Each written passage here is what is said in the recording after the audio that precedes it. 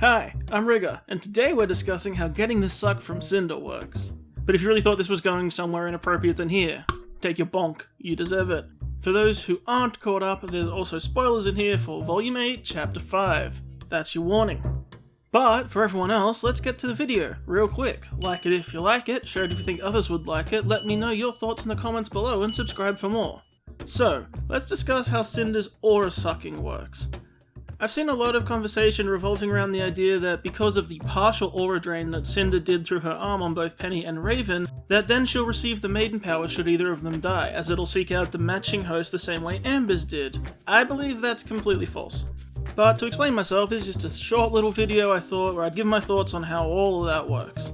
When you get the maiden powers, they are tied to your aura, your life force. There's no argument about that. The method of transfer between Amber and Cinder and Amber and Pyrrha make that pretty confirmed. However, I don't think that grabbing a minor portion basically works the same. Basically what I'm saying is Cinder's grimm arm isn't the grimm parasite and the circumstances were quite different. The grimm parasite sucked up and transferred Amber's soul pretty quick. In fact, it's implied she got about half. It's a significant power split to the point where the leftover half was likely to seek out its other half in the new host to join back with it. That's very fair, that's very valid, I believe that. However, now let's cut to Cinder's arm. I know about the stuff in the books that grimm drain aura. Yes, I do think Cinder's arm can drain aura. I do think these pulses running down her arm are aura, and you think that therefore, since aura is where maiden powers are bound to, that Cinder is collecting it here. But I don't think she is. I believe she's siphoning aura, but that doesn't mean she's getting powers. At least not yet. There's some important details here. I'll try my best to explain what I mean. When someone uses aura for defense, it's like a barrier, right? You hit it over and over again as it weakens, and eventually it will break and it will sort of evaporate into the air around you. The barrier is now gone. Then, given time, the aura will replenish. Its source will produce more to refill what's lost and you can use it again. Like blood in the body, if you bleed, that blood isn't sort of forever gone, your body will replace it, given it's not a catastrophic amount lost.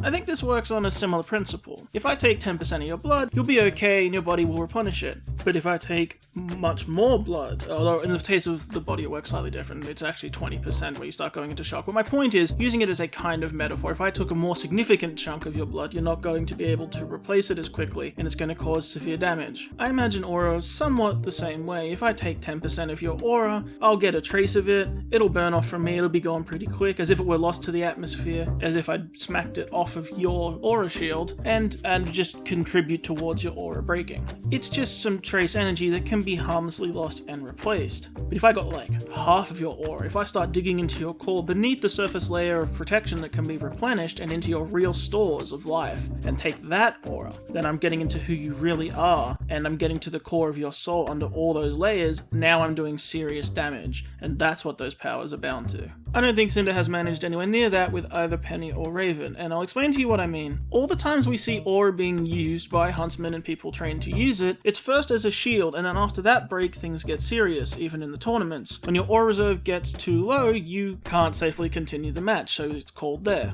But the thing is, if it hits 0, you don't die instantly. It isn't measuring your total soul amount. It's not like when that life bar hits 0, you just drop dead because all your soul's been spent. That's not how it works.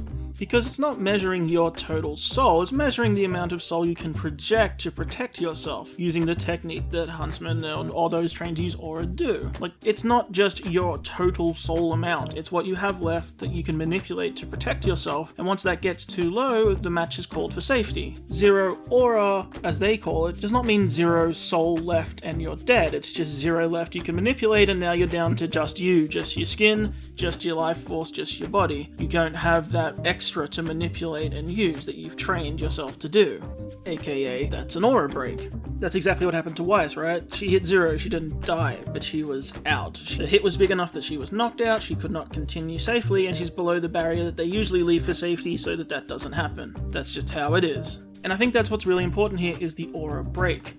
Amber had her aura broken already, and then the parasite did its work. It was going straight at her basically bare soul, there's no shields up. And when Cinder tried it to Vanal, she surprised her so there was no aura shield up, hoping to get the jump on her and kill her and etc. And obviously that didn't work for obvious reasons. But with Raven and Penny, both times she did this aura drain, she hadn't broken their auras yet, not by a long shot. Yes, the powers are tied to your soul, but when you break a maiden's aura, they still have their powers. They're not tied together. They're tied to the same source of being your soul, but when you're creating a barrier around you, it's not using your maiden powers in that barrier necessarily. It might use them to bolster it, like we saw Amber do when she was fighting, having things just completely bounce off her shield, because she could be using her powers to do it, which you can see with her eyes she is. But it's not just your maiden powers exist in all parts of your aura at all times, even the bits you're using on the outside to defend yourself. It's not where the core of those powers really are. They are with your soul, the same thing that's being protected by those aura shields. It's just the same as using a semblance doesn't weaken your maiden powers as far as we know. We've never seen any evidence to say that it does. And we've seen maiden powers continue to be used once auras are completely broken. That's exactly what Amber did. So my point is that for Penny and Raven, she's not sucking up her maiden powers just yet for either of them. She's weakening them off. She is siphoning their aura reserves. You know, she's dropping their defenses. It's a terrible spot to be in. Their projected aura and overall aura levels are depleting, but she's not getting any maiden powers here. Just because the maiden fire reflects your aura color, and therefore her siphoning it off matches in color-wise, doesn't mean she's pulling on the maiden powers directly and immediately. She's working on it. It's a quick, effective way to deplete your opponent's aura if they can't break that grapple, and once that aura breaks and their defenses are down, you can really start cracking into their real soul and actually stealing those powers. But she has gained neither of the powers at all from them at these points. There's no reason the powers should go to her in the event of the death of Penny and Raven outside of the usual means of being their last thought for some reason. I don't think Cinder has any extra powers or they any less. It's simply an attempt. And what we saw the first time shows us the danger of that through the Grimm parasite, again on someone whose aura had already been completely shattered.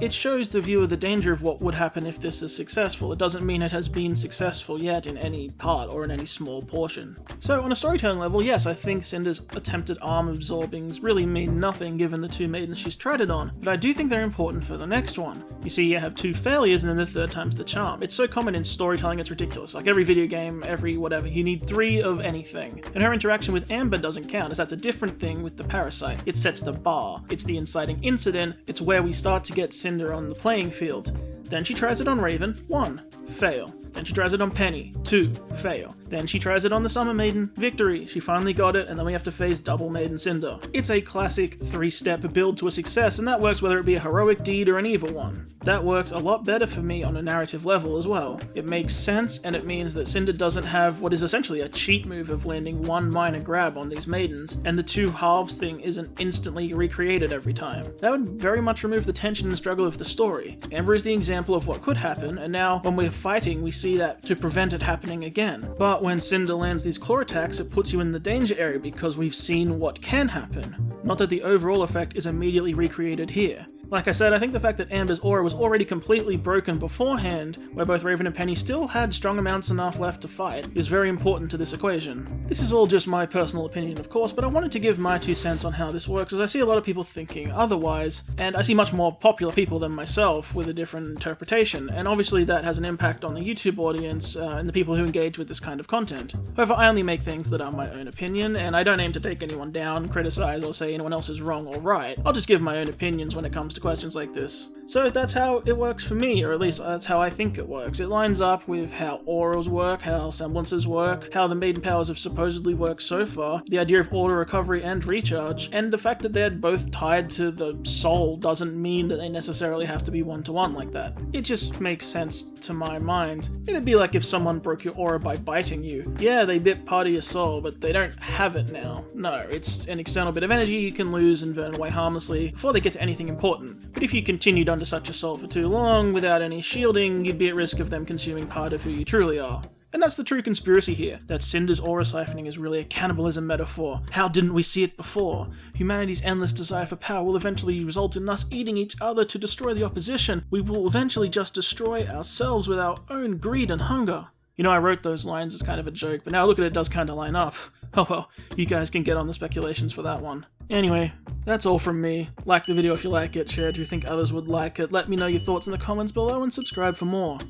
Remember, the eyes are the windows to the soul, which is why Cinder wears a mask now. With one of the windows always open, it was getting drafty in there. Anyway, till next time, my name is Rigger, hope you have a wonderful day, and I hope I did alright.